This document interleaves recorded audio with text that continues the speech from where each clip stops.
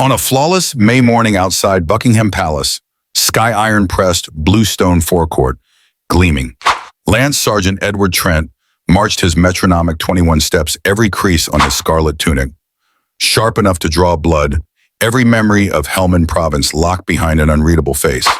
Beyond the rope line, wheelchair-bound, Captain Alan Whitaker adjusted a small Navy box in his lap, a box he had opened and closed for 4 decades without ever lifting the military cross inside, because the silver weight belonged to the friend who died, shielding him on a nameless Falklands hillside.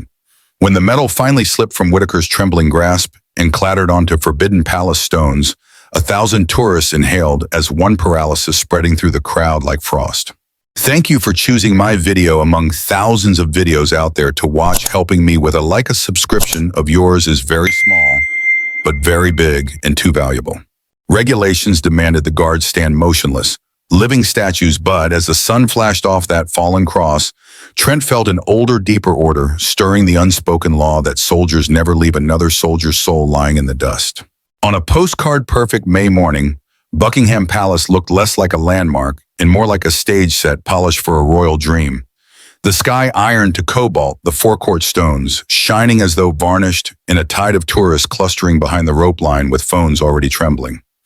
Cutting through the chatter marched Lance Sergeant Edward Trent, the kind of tableau visitor guides promise but rarely deliver.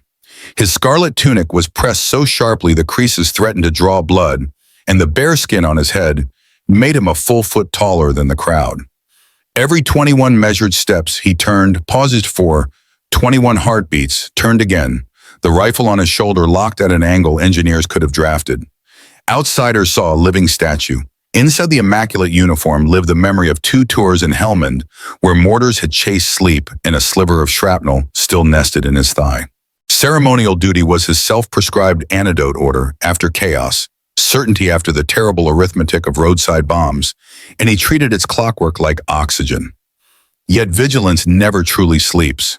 Beneath the facade, his pulse tracked every flicker in the periphery, each sudden movement, each unfamiliar glint, even here, where danger should have been impossible. Farther down the barrier, Captain Alan Whitaker rolled into place, the squeak of his wheelchair swallowed by selfie chatter. At 71, he still wore a regulation haircut, but arthritis braided his fingers and guilt stooped his shoulders. Nestled in his lap sat a navy blue presentation case, whose latch he had opened and shut in secret for 39 years. Inside lay a military cross awarded for actions on a rain-scrubbed Falklands hillside, though Alan insisted it belonged to Keith Ramsden, the 19-year-old private who died shielding him from the blast that earned the citation. Every anniversary he polished the silver, then closed the lid before shame could flood back. Today, finally, he meant to face the thing in daylight, to honor Keith rather than mourn him. Ruth, his daughter, believed the trip was mere sightseeing and had stepped aside to answer a work call, oblivious to the private ceremony unfolding in her father's lap.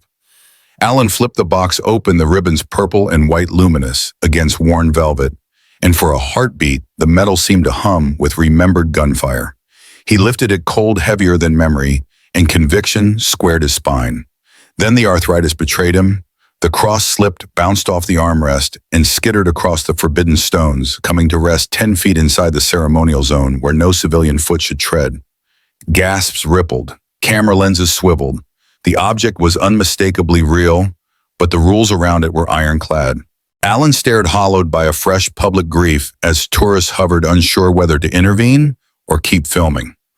The metal struck stone with a metallic slap that sliced through every accent on the square. Conversation stalled. Selfie sticks drooped, and an awkward hush spread like frost. The military cross lay glinting just beyond the rope ribbon, flicking in the breeze, a stranded fragment of velour nobody dared approach. 2 teenagers debated whether it was a knockoff gift shop trinket, laughter spilling acid into Alan's chest. He could neither stand nor crawl. The distance was the width of a continent. Edward herded himself back into his 21-step trance, yet each click of boot on granite rang louder than artillery. On his next pass, he saw the veteran's fixed stare and recognized the look men wear when memory becomes heavier than bone. Tradition ordered silence, but a deeper oath, one signed in blood, and dust rose louder. He completed the turn, paused, and felt the entire palace cadence hesitate with him. Protocol warned careers vanish for less. Conscience replied, warriors retrieve what warriors drop. With the certainty of a coin finally choosing heads, he pivoted, marched straight toward the gleam, and dropped to one knee. White gloves closed around the cross. For 3 seconds, the forecourt's only motion was a single scarlet figure defying centuries of no exceptions protocol. Then the guard rose, medal in hand, and everything that mattered about the uniform walked with him toward the trembling veteran. As Edward rose and made his way back to formation, the courtyard remained suspended in silence. Then a single clap cracked the hush hesitantly at first before the applause swept across the square like a tide breaking over shells. Phones were raised in unison, capturing every precise movement of the scarlet figure returning to his post rifle at slope arm. Tourists cheered, some shouting encouragement as if for a victorious athlete rather than a guard resuming a centuries-old drill. A small boy tugged at his mother's skirt and pointed eyes wide at the sight of tradition bending to humanity. Media crews arrived on the fringes, microphones thrust toward Edward's blank face, but he kept walking, masked by the uniform. By midday, social media feeds were flooded with clips of his kneeling rescue, and hashtags extolling compassion trended worldwide. Comments hailed him a hero, a reminder that duty sometimes demands mercy over dogma. By evening, Edward found himself in the dimly lit guard's mess, tea steaming in a chipped mug, as platoon mates hovered like curious sentinel shadows. Sergeant Mills, a veteran of 23 years in scarlet, broke the silence with a wry grin, remarking he'd never seen rules bend so beautifully. Over seconds, sweet with relief, Edward explained that no regulation was written to dishonor another soldier. The mess grew warm with shared stories of battlefield brotherhood and medals lost in mud, but never forgotten, each tale weaving a tapestry of sacrifice beyond ceremonies. When he finally set his mug down, Edward felt at peace as he had not since Hellman, understanding that the true weight of a cross can only be measured when lifted by a single act of conscience. At dawn the next day, Edward stood at attention in Colonel Harrison's office, heart pounding beneath the scarlet tunic, now uncracked by early light. The colonel, a lean man with silvering temples and eyes like drill steel, examined reports and letters spread across the desk. One stack bore over 300 handwritten commendations from palace staff and tourists moved by the rescue. Another held transcripts of viral social media praise, pressed between official correspondence from the Prime Minister's office and the royal household. Without raising his gaze, Colonel Harrison asked Edward to explain his actions, quoting regulations on ceremonial conduct verbatim. Edward spoke quietly but firmly, describing the veteran's distress, the medal's fall, and the soldier's unspoken bond that transcended protocol. Silence reigned while the colonel's gaze flicked from document to guard, weighing tradition against justice. Finally, the colonel slid 2 sheets forward, an official reprimand for abandoning formation and a commendation for exceptional judgment and compassion. He read aloud the Queen's personal endorsement of Edward's act, noting that soldiers, first statute, second, had become a guiding principle. Confusion warred with relief on Edward's face. Never had ink felt so ambivalent, marking both stain and honor on his record. The colonel then outlined Edward's next assignment, the training wing instructing new guards in the interplay between ceremony and compassion. Before departing, Colonel Harrison clasped his shoulder, a rare gesture in such a setting, and said, "Show them how to stand guard, not just for tradition, but for humanity." Edward saluted, realizing that his uniform had grown larger on his shoulders, now capable of bearing both rules and the courage to bend them. 3 months later, Captain Alan Whitaker returned to Buckingham Palace, the sun slanting low enough to gild the stone balustrades and glint off the polished cross pinned proudly to his navy blazer. Beside him, Ruth navigated the crowds with practiced ease, guiding her father toward the rope as tourists buzzed with familiar anticipation. Alan's medal sat where it belonged, its ribbon unfurled like a banner of remembrance, and each step felt lighter than the burden he'd carried for decades. Across the forecourt, scarlet coats moved in perfect unison, and amid them Edward Trent stood taller, his posture honed not just by drill, but by the lesson he now taught as an instructor. Alan watched as Edward completed his 21 steps, turned, and met his gaze for a fleeting moment that transcended protocol. No words passed between them. In Edward's eyes, Alan saw acknowledgement and respect, a silent salute that required no utterance. Around them, cameras clicked, but neither man noticed the lenses. Their communion existed beyond spectatorship. Nearby recruits watched the exchange unaware of its depth, yet sensing its import, and under Edward's steady tutelage, they learned that guard duty meant vigilance flavored with humanity. Alan's chest swelled at the sight. Here was a soldier who had reclaimed tradition's purpose by reaffirming its heart. A breeze stirred the ribbon on his chest and scrubbed away a final trace of guilt. In its place blossomed pride tempered with gratitude. Before departure, Alan paused at the edge of the rope, raised a respectful nod toward Edward, and received a crisp reply, salute that solidified their bond. In the distance, the palace's royal banners fluttered above, silent witness to a story rewritten by compassion. As the last rays of afternoon sun faded, the palace gates closed on another day's pageantry, but its legacy had shifted in a way no visitor's guide would capture. Inside each guard's tunic, behind each spectator's lens, and within Alan's steady heart, a quiet revolution had taken root, one that insisted tradition serve people, and that rules exist to protect what truly matters. That afternoon, tradition and humanity marched hand in hand, proving sometimes the truest ceremony demands stepping beyond the line. Edward Trent arrived at the Royal Guard training wing on a crisp autumn morning, scarlet tunic swapped for duty blues, yet bearing the same disciplined posture. His new classroom overlooked the parade ground where he once stood mute and watchful. Now it served as a living laboratory for the lessons he had learned. He began each session not with drill commands, but with the story of a medal clattering across palace stones, of an old captain's shame, and of a single choice that bridged generations of soldiers. Recruits scribbled in notebooks as he described how regulations, however ironclad, must bend to preserve the dignity they exist to honor. In practical exercises, they practiced recovering lost insignia from simulated, forbidden zones, learning to weigh obedience against compassion. By the second week, recruits faced a staged scenario, two veterans stranded in different parts of the forecourt, one with a dropped piece of equipment and another feigning distress. Under watchful eyes, guards in training had to decide whether to maintain their posts or act. Edward observed tension flicker across their faces, the moment tradition colliding with conscience. Afterwards, they debriefed. What defines duty? Is strict obedience always the highest path? When Edward shared his own heartbeat-pounding pause before stepping offline, young soldiers nodded in understanding. Between sessions, he worked with the training wing's curriculum committee to draft new guidance and addendum clarifying that ceremonial conduct must never override a guard's responsibility to aid fellow service members. He collaborated with historians to trace precedents, forgotten anecdotes of compassion slipping through the cracks of custom, and with chaplains to integrate moral judgment into the ethos of ceremony.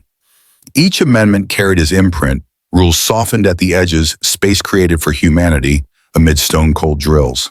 As dusk settled, Edward lingered by the palace gates watching recruits practice their turns.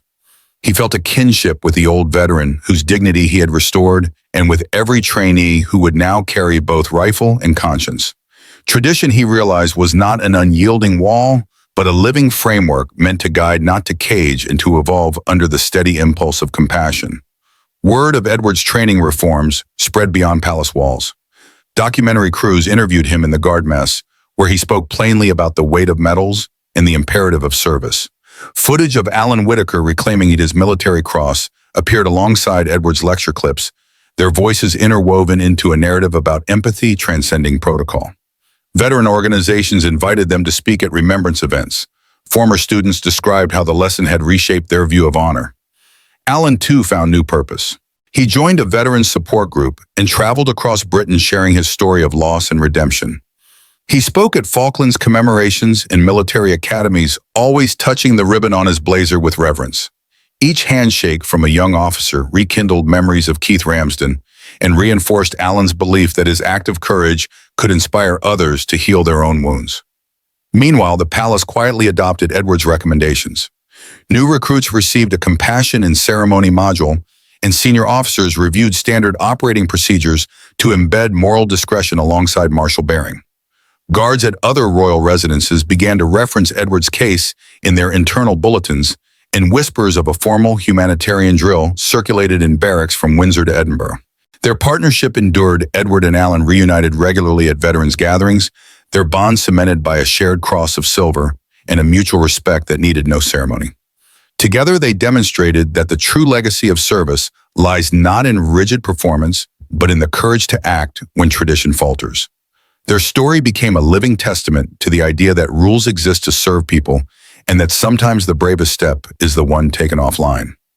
A year after that fateful May morning, Buckingham Palace dedicates its annual Remembrance ceremony with a subtle but poignant change, an 11-second pause immediately before the Guards march, honoring not only the fallen, but the compassion that saves the living. Edward Trent, now a senior instructor, stands at the head of the formation, his posture perfect, yet warmed by understanding. In the front row, Captain Alan Whitaker watches from his wheelchair, the military cross gleaming against his chest like a beacon of restored dignity. When the pause ends, Edward's gaze slides to Alan, and they share a crisp salute, a wordless salute that carries every memory of guilt, courage, and redemption. Recruits follow their lead rifles swinging into position with a new reverence, not just for ceremony, but for the humanity that underpins it.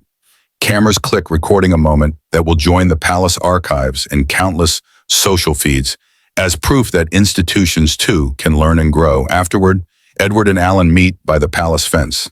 Alan's voice cracks with gratitude as he thanks Edward for showing him how to reclaim his honor. Edward replies that Alan taught him the true purpose of his uniform. They clasp hands, medal and rifle at ease, two soldiers bound by an understanding that transcends time and protocol.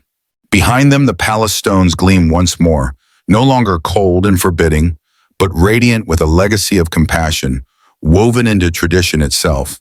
Tradition endures, but so does the power of a single act to redefine it. And so beneath the royal banners, the story marches on, proof that the heart of ceremony is not in statuesque stillness, but in the unwavering choice to step forward when it matters most. In the months that followed Edward's promotion to the training wing, what began as a single act of conscience grew into a quiet revolution within the palace gates. The royal household issued a memorandum christened Duty, Tempered by Humanity, mandating that every new recruit complete a module on moral judgment alongside drill instruction.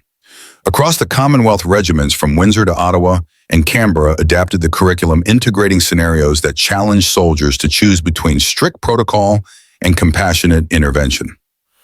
Edward crisscrossed these posts as a guest instructor, clad now in training blues, his lectures punctuated by the clatter of boots on parade grounds and the hushed attention of guards who had once been statues themselves. He described that May morning in vivid detail, the ribbon flicker in the breeze, the hush before he stepped offline, and each time recruits leaned forward, grappling with the tension between orders and what is right. As officers drafted new standard operating procedures, the phrase "no soldier is abandoned on battlefield or forecourt" found its way into official manuals. Even the Queen's Guard at Windsor adopted a subtle shift in posture before each ceremony, a silent second of collective acknowledgement for those in uniform who might need rescue.